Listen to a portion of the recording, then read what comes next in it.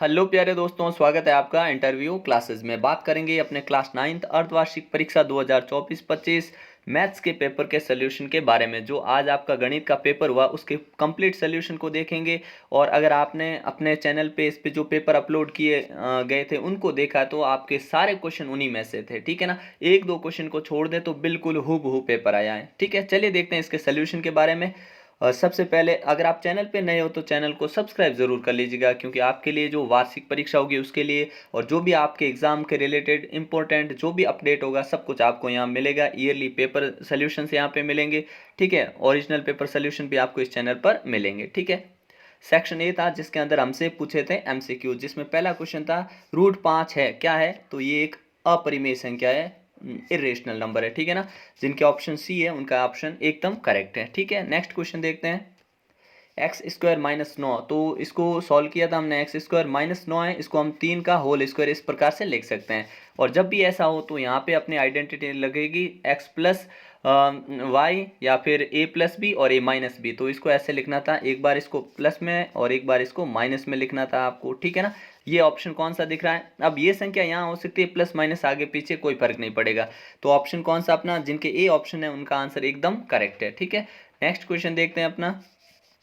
दो चर वाले रैखिक समीकरण कौन सा है। Which is the linear equation in two variable. Two variable मतलब एक्स और वाई, ये दो होने चाहिए। तो कौन से में, तो सिंपल सा ए ऑप्शन दिख रहा है अपने को, ए ऑप्शन करेक्ट होगा। अगला क्वेश्चन था कि बिंदु -10 और 0 कहाँ पर है। तो हमने कहा था -10 और 0 मतलब ये एक्स पे होगा, और एक्स पे कौन सी दिशा में, ऋणात्मक माइनस की ओर। देखिए यहाँ ऐसे बनेगा, ये एक्स इधर होता है अपने माइनस में, तो यहाँ कहीं -10 आएगा, ठीक है। वाई पे कहीं नहीं गया इसलिए वाई 0 है और अपने एक्स -10। तो कौन सा ऑप्शन करेक्ट हो जाएगा, ऑप्शन नंबर अपना सी करेक्ट हो जाएगा, ठीक है ना। तो ऑप्शन सी करेक्ट हो जाएगा इसमें। नेक्स्ट क्वेश्चन देखते हैं। एक्स और वाई के मान यहाँ पे ये दे रखे हैं। आपको कहा था कि ब्रैकेट में पहला नंबर एक्स होता है, दूसरा वाई होता है। आपको इस इक्वेशन में रखना था, तो एक्स प्लस वाई यानी 2 + 0 बराबर के होता, ठीक है ना। और इसका के की वैल्यू कितनी, 2 आ जाती। तो 2 कौन सा ऑप्शन है अपना, देखिए इसमें ऑप्शन करेक्ट हो जाता, ए ऑप्शन करेक्ट होता एकदम, ठीक है ना। Solution of the equation x plus y is equal to k का सोल्यूशन क्या होगा, 2। नेक्स्ट क्वेश्चन था अपना कि एक रेखा पर बिंदुओं की संख्या। सिंपल सा क्वेश्चन, एक लाइन है इसके अंदर ऊपर है ना अनंत इन्फिनिटी, बहुत सारे बिंदु होते हैं, ऑप्शन सी करेक्ट होता, ठीक है ना। नेक्स्ट है न्यून कोण का मान होता है, मतलब एक्यूट एंगल वैल्यू किसकी, एक्यूट एंगल की लेस देन 90, 90 से छोटा होता है वो न्यून कोण होता है, ठीक है। नेक्स्ट क्वेश्चन को देखते हैं। त्रिभुज के तीनों अंतः कोणों का योग, अंदर के पूछे, बाहर के पूछते 360, लेकिन अंदर के पूछे हैं आपसे इंटीरियर एंगल पूछे हैं, ठीक है ना, ट्राइंगल के, तो सम उनका 180 होता है। बी ऑप्शन एकदम करेक्ट आंसर होगा। क्वेश्चन नंबर 9 है कि 3 कोण आपको दे रखे हैं, कोऑर्डिनेटर के 4 कोण होते हैं, 3 दे रखे हैं। आप जानते हैं अगर चारों कोणों किसी भी कोऑर्डिनेटर के चारों कोण मिलाएंगे तो चारों होंगे 360 डिग्री, कितने 360। और ये तीनों मिला के कितने हो रहे हैं, देखिए 75 डेढ़ हो जाएगा और 90 इसमें ऐड कर लिए, तो 0 4 1 और 2 240 ये हो गए। तो 360 में से अगर मैं 240 कम कर दूं तो 120, ऑप्शन डी करेक्ट होता, ठीक है। अगला क्वेश्चन देखते हैं। वृत्त की त्रिज्या और व्यास में क्या संबंध है, तो ये होता है r = d/2, ठीक है ना, r/d/2 ये होता है। नहीं तो इसको हम ये भी लिख सकते हैं d = 2r। इन दोनों में से जो दिख रहा है वो करेक्ट होगा। तो ये अपने को ए ऑप्शन में ये दिख रहा है और कहीं भी ऐसी जो है फॉर्मेशन नहीं दिख रहा है, ठीक है ना। अगला क्वेश्चन देखते हैं अपने। नेक्स्ट था कि ये जो है ये क्या होता है, मतलब सिंपल सा अपने से फॉर्मूला पूछा है, a + b का होल स्क्वायर, तो a² + 2ab + b²। जिन्होंने ये लिखा उनका करेक्ट है, और जिन्होंने ये भी लिखा a² + b² + 2ab, ये भी एकदम सेम चीज है, ठीक है ना। अगला क्वेश्चन देखते हैं। मूल बिंदु के निर्देशांक, ये तो हर बार पूछा जाने वाला क्वेश्चन है, हर समय पूछा जाने वाला क्वेश्चन है, वार्षिक में भी आपसे ये पूछेंगे, ठीक है ना, 0,0। अगला क्वेश्चन था आपने, इसके अंदर चरों वाले रैखिक समीकरण, इसमें कितने चर हैं, तो हमने कहा इसमें 2 चर है। कितने चर है, 2 चर है, ऑप्शन ये करेक्ट होता 2 यहाँ पे, ठीक है ना। एक्स और वाई 2 चर है, मतलब 2 लीनियर इक्वेशन वेरिएबल कितने 2 है, एक्स एंड वाई। फिर पूछा है कि ये 8 है, इसका क्यूब रूट निकालना है, तो किसका होता है ये, अगर इसके फैक्टर करें तो 2 × 2 × 2 होता है, मतलब क्यूब रूट किसका हो गया, 2 का। तो इसमें आंसर आपके आएगा 2। जिन्होंने 2 किया है उनके एकदम सही आंसर है। फिर ये सेम क्वेश्चन पूछा, समबाहु त्रिभुज के प्रत्येक कोण का मान 60 डिग्री होता है, ठीक है। जिन्होंने समान लिखा है ना, समान, समान लिखा उनके भी कोई कोण का मान समान होता है तो भी सही है, और जिसने 60 डिग्री लिखा है तो भी सही है, क्योंकि दोनों चीजें सेम है। ठीक है, अगला है समकोण का मान कितना होता है, 90 डिग्री होता है। कितना होता है, 90 डिग्री होता है समकोण का मान। राइट एंगल की वैल्यू कितनी होती है, 90 डिग्री। एक वृत्त की सभी त्रिज्याएं, ये एक सर्कल बना दिया, इसके अंदर जितनी भी त्रिज्याएं खींच लो आप, सारी क्या होती है, आपस में बराबर होती है। तो जिन्होंने बराबर लिखा है, इक्वल लिखा है, समान लिखा है, उनका आंसर एकदम करेक्ट है। सेम क्वेश्चन पूछा, वृत्त की सबसे बड़ी जीवा, ये वृत्त है उसकी सबसे बड़ी जीवा केंद्र से जाती है, सेंटर पॉइंट से जो कॉर्ड जाती है उसको हम बोलते हैं डायामीटर यानी व्यास। क्या बोलते हैं, व्यास। यहाँ लिखना था आपको व्यास यानी डायामीटर। ठीक है, अगला क्वेश्चन देखते हैं अपने। यहाँ पे आपको वैल्यू निकालनी थी, 2 की पावर 3 और नीचे 2 की पावर -4 है। जब इसको ऊपर भेजेंगे 2 की पावर 3 और ऊपर जाके पावर प्लस में हो जाएगी, ऐसे ऐड कर देंगे तो 2 की पावर यहाँ पे 7 आपका आंसर हो जाएगा। ठीक है, अगर आपने ऐसे लिखा तो भी करेक्ट है, और अपने 2 × 2 × 7 टाइम करा है तो भी करेक्ट है। ठीक है ना, अगला है अपने शून्यांक निकालना कहा था, शून्यांक निकाल लो। 5x + 3 = सामने 0 कर दो। अब आपने कहा आपको 5x = 3 को उधर भेजा, 3 -3, x की वैल्यू -3/5, जिसके ये आंसर आया उसके एकदम करेक्ट है। आप जानते हो अगर इस वैल्यू को हम इसमें पुट कराएंगे तो ये 0 बन जाएगा। ठीक है ना, अगला क्वेश्चन देखते हैं अपने। नेक्स्ट था चतुर्थांश कौन से में होगा, सेम क्वेश्चन किया हमने सेम। देखिए x है माइनस का और y है प्लस का, तो ये दूसरे में होगा। जिसने द्वितीय या सेकंड क्वाड्रेंट लिखा है, लोकेशन इसकी क्वाड्रेंट कौन सा, सेकंड, दूसरा चतुर्थांश, उनके एकदम करेक्ट है। ठीक है ना, क्योंकि x क्या है, माइनस है, और y क्या है, प्लस है, तो दूसरे में होगा। ये देखिए इस प्रकार से, ये x इधर होता है, ये y इधर होता है, तो यहाँ पे माइनस और y होता है अपने प्लस। ठीक है ना, दूसरे के अंदर होगा। ठीक है, अगला देखते हैं। समीकरण ये जो दे रखा अपने को, इसमें a+ same to same question किया हमने, सेम टू सेम। यहाँ 1 नंबर का पूछ के और आगे आपको इसको और पूछ लिया गया सेम टाइप का। तो देखिए इसमें हमें पहले इस फॉर्म में लाना होगा। तो देखिए y -2x = 0, ऐसे भी लिख सकते हैं आप। नहीं तो आप क्या कर सकते हैं कि आपने अगर ऐसे किया होगा, 2x, y को उधर भेजा होगा, फिर 0 लिखा होगा तो भी करेक्ट है। ये दोनों ही इक्वेशन पॉसिबल है, यहाँ पे दोनों ही करेक्ट है। ठीक है, अब इसमें क्या होगा, दोनों में चेंज जरूर आएगा लेकिन चलेगा। वो जिसने ए का मान लिखा है यहाँ पे -2, और बी का मान लिखा 1, और सी का मान लिखा होगा 0, तो भी करेक्ट है। और जिन्होंने इस प्रकार का फॉर्मेशन बनाया उनके लिए फिर ए होगा प्लस, बी हो गया -1 और सी 0। ठीक है ना, ये था अपने आंसर। नेक्स्ट था यूक्लिड के अनुसार रेखा की परिभाषा दीजिए। तो यूक्लिड ने रेखा की क्या परिभाषा दी थी, आपको अच्छे से पता था ये। ठीक है ना, यूक्लिड ने कहा था कि रेखा क्या होती है, चौड़ाई रहित एक लंबाई होती है। चौड़ाई रहित एक बिंदुओं का समूह होता है जो इस प्रकार से बनता है। ठीक है, जिनमें चौड़ाई होती नहीं है। ठीक है, आपने मोटा पेन इस्तेमाल किया तो लाइन मोटी हो जाएगी, पतला किया तो पतली, लेकिन वो रेखा जरूर होगी। ठीक है, फिर था संपूरक कोण किसे कहते हैं, supplementary angle, sum of two angles equal to, जैसे x + y इन दोनों को इक्वल कर दिया, 180 के इक्वल होते हैं तो उसको बोलते हैं संपूरक कोण। दो कोणों का योग यदि 180 होता है तो उसे हम संपूरक कोण कहते हैं। ये किया हुआ क्वेश्चन है। त्रिभुज 3 भुजाओं से घिरी हुई बंद आकृति को त्रिभुज कहते हैं। ठीक है, बड़ा ही सिंपल था। समचतुर्भुज के सेम टू सेम क्वेश्चन किया था हमने। समचतुर्भुज क्या होती है, आमने सामने की भुजाएं समांतर होती हैं, बराबर भी होती हैं। ठीक है, आमने सामने कोण भी बराबर होते हैं, और ये तीसरी विशेषता ये हो जाती है कि इनके विकर्ण एक दूसरे को समद्विभाजित करते हैं, बाइसेक्ट ईच अदर। इसके डायगोनल होते हैं, ईच अदर को एक दूसरे को बाइसेक्ट करते हैं, ये लिखना था।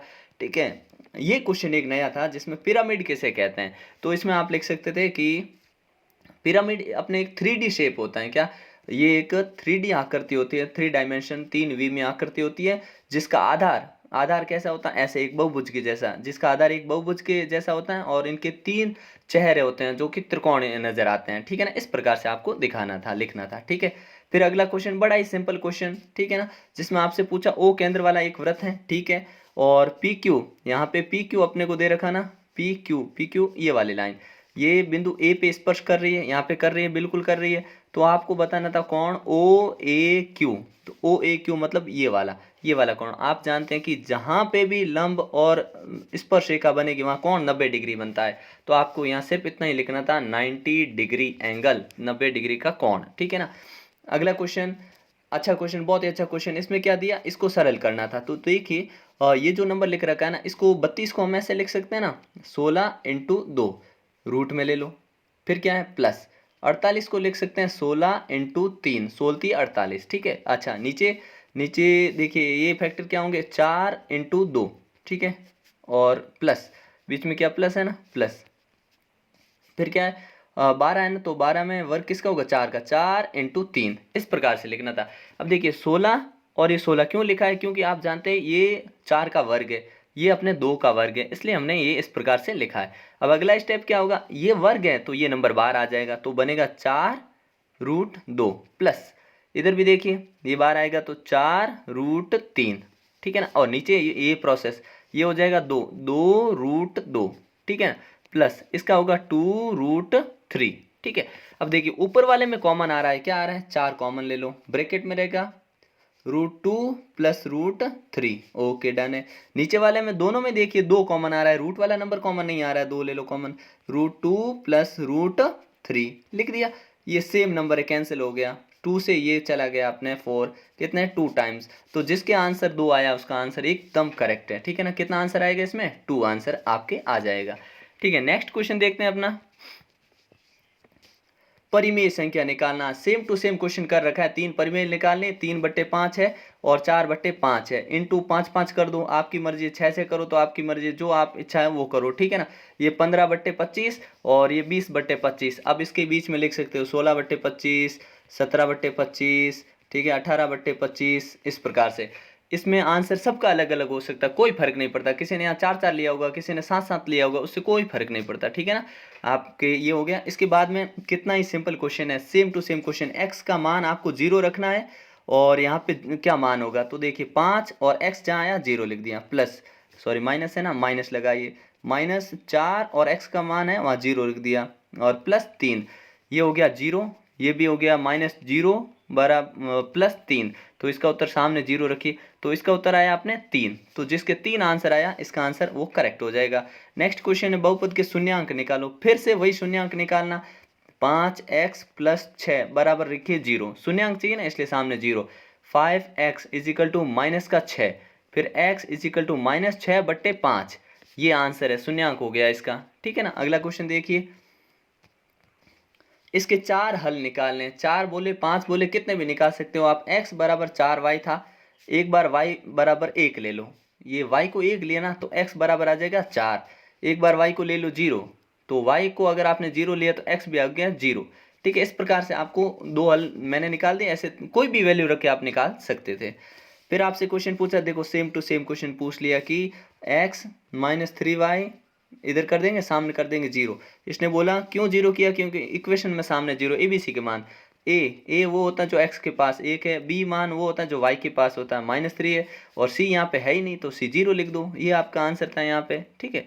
अगला क्वेश्चन देखते हैं, यूक्लिड की 2 अवधारणाएं कर रखी थी, 2 बिंदुओं को एक सीधी रेखा मिलाती, पहली अवधारणा सभी समकोण बराबर होते हैं, दूसरी अवधारणा आपको कोई 2 अवधारणाएं लिखनी थी, सेम टू सेम क्वेश्चन हमने कर रखा था।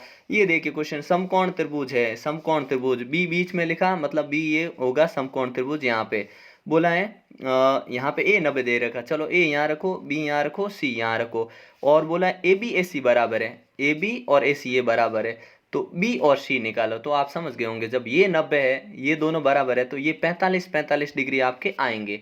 अगर करने का प्रोसेस देखना चाहो तो ऐसे लिखा होगा आपने, 90 + x बराबर सामने लिख दिया आपने 180, तो ये 2x होगा और 180 से उधर भेज दो, 90 को माइनस कर दो, तो 2x की वैल्यू आ गई आपके 90 और x की वैल्यू आ जाएगी 90/2 = 45 डिग्री, ठीक है ना। तो आपके B भी 45 और C भी 45, क्योंकि समान भुजाओं के सामने कोण हमेशा समान होते हैं। अगला देखते हैं, अनुपात दे रखा था, बड़ा ही सिंपल अनुपात, अनुपात जहाँ दे रखा हो x ले लो पीछे, 5x 3x + 9x + 13x = सामने कर दो 360 डिग्री, सारे x को जोड़ लो, जोड़ के देखो कितने होते हैं अपने, ये हो जाएंगे 8 8 और 9, 8 और 9 15 और 28, देखते हैं वापस 12 12 और 3 15 और 20, कितने 20 हो रहे हैं, ठीक है। तो 360 में भाग दे दिया 20 का, 20 का दिया, कट गया, आ गया 18, तो एक 18 डिग्री हो गया। अब देखिएगा अपने को 3 वाला चाहिए, तो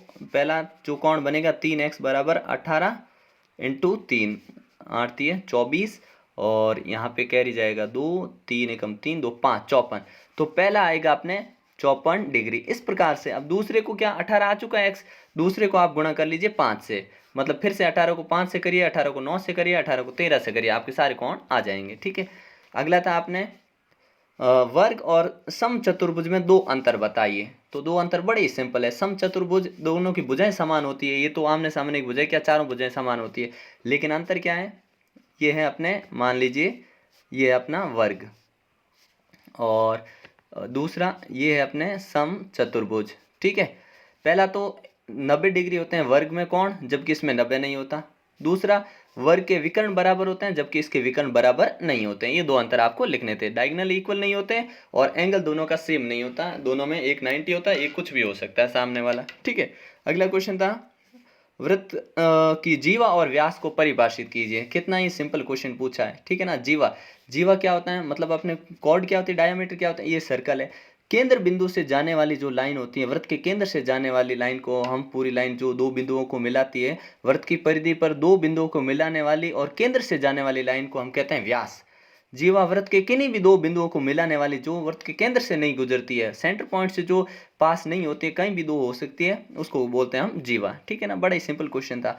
फिर आपसे फिर से एक हल्का सा क्वेश्चन पूछ लिया कि ए ओ आपको दे रखा है 5, ए भी दे रखा है 8, ए भी ये पूरा 8, 8 तो ये हो जाएगा 4 यहाँ पे। ठीक है, तो ओ सी निकालना था। बड़ा ही सिंपल क्वेश्चन भाई, ये ऐसे है, आपको बोला कि यहाँ से यहाँ 5 है, ये पूरी जो है 8 है, तो जब ये परपेंडिकुलर 90 डिग्री यहाँ बनता है तो आधी आधी कर देता है, तो यहाँ 4 हो गया। तो आप पाइथागोरस लगाते हैं, यहाँ आपके 3 सेंटीमीटर निकलता, तो जिनके ओसी 3 सेंटीमीटर आया उनका आंसर एकदम करेक्ट है। ठीक है ना, फिर अगला क्वेश्चन देखते हैं।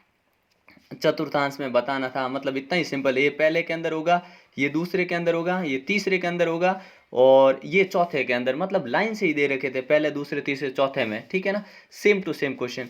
ये तो भाई मोस्ट रिपीटेड क्वेश्चन है, मोस्ट रिपीटेड, मतलब हमने 3 पेपर डाले, तीनों में से 2 पेपर में ये क्वेश्चन था।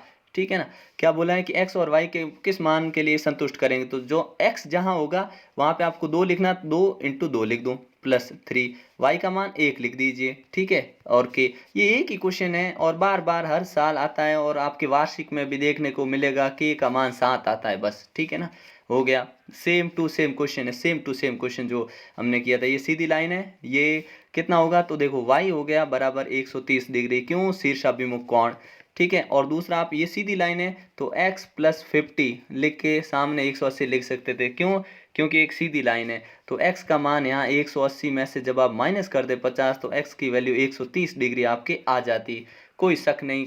बहुत ही शानदार क्वेश्चन, बहुत ही सिंपल क्वेश्चन। फिर आपसे फिर से एक हल्के हल्के क्वेश्चन पूछे गए कि ये वैल्यू है तो किस मान के लिए इसको संतुष्ट करेगी। तो देखते हैं अपने, किस मान के लिए संतुष्ट करेगी, तो x - 1 बराबर रख दीजिए 0। ठीक है, x बराबर हो जाएगा 1। अब आपको जहां जहां x है वहां पे लिख दीजिए 1। ठीक है ना, तो आपके आंसर आ जाते हैं। मान लीजिए यहाँ मेरे को निकालना है, तो k x का स्क्वायर मतलब 1 का स्क्वायर, -3x मतलब 1, और प्लस k। ठीक है ना, ये लिखा हुआ था। अब इसको सॉल्व करना है तो ये हो जाएगा k - 3 और प्लस k। ठीक है, अब प्लस k हो गया 2k, -3 सामने लिख दीजिए 0।